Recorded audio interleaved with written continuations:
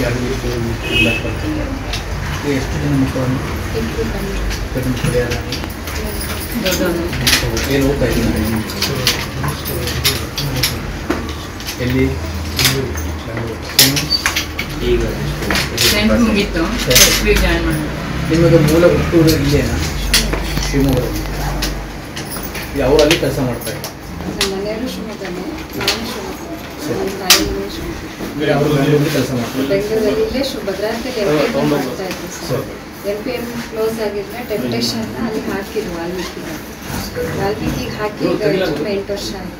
8 ವರ್ಷ ಆಯಿತು ವಾಲ್ಮೀಕಿಗೆ 8 ವರ್ಷ ಆಯಿತು. ಬಟ್ ಈಗ ರೀಸೆಂಟಾಗಿ ಅವರಿಗೆ ಬೇಸಿಕ್ ಸ್ಯಾಲ್ರಿ ಏನಿತ್ತು ಅದ್ರ ಮೇಲೆ ವರ್ಕ್ ಮಾಡ್ತಾ ಇದ್ರಿ.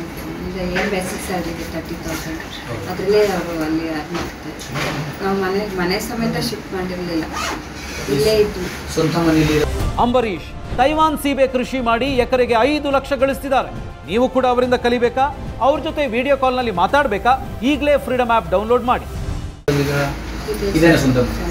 ನಮ್ಮ ಮಾವರು ಕಟ್ಟಿಸಿದ್ದೀವಿ. ಈ ಸೂಸೈಡ್ ಮಾಡುವ ಒಂದಷ್ಟು ಸ್ವಲ್ಪ ದಿನಗಳ ಹಿಂದೆ ಈ ಥರ ಪ್ರಶ್ನೆಗಳು ಹಾಕೋದ್ರ ಬಗ್ಗೆ ಯಾವ್ದಾದ್ರೂ ಹೆಸರುಗಳು ಆ ಥರ ಏನಾದರೂ ನಿಮ್ಮ ಜೊತೆ ಹಂಚ್ಕೊಂಡಿದ್ದೀರಾ? ಎಂಥದ್ದು ಏನು ಹೇಳಿ ವಿಷಯ ಏನೋ ಮನೇಲಿ ಶೇರ್ ಮಾಡೋದು.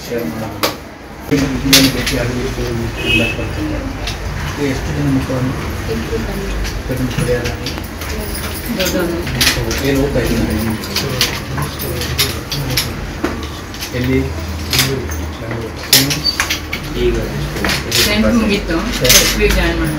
ನಿಮಗೆ ಮೂಲ ಹುಟ್ಟೂರು ಇಲ್ಲೇನಾ? ಶಿವಮೊಗ್ಗದಲ್ಲಿ ಯಾವೂರಲ್ಲಿ ಕೆಲಸ ಮಾಡ್ತಾರೆ? ಮನೆಯವರು ಶಿವಮೊಗ್ಗನೇ, ನಾನು ಶಿವಮೊಗ್ಗ, ಕೆಲಸ ಮಾಡ್ತಾರೆ ಬೆಂಗಳೂರಲ್ಲಿ. ಇಲ್ಲೇ ಭದ್ರಾವತಿಯಲ್ಲಿ ಮಾಡ್ತಾ ಇದ್ವಿ ಸರ್.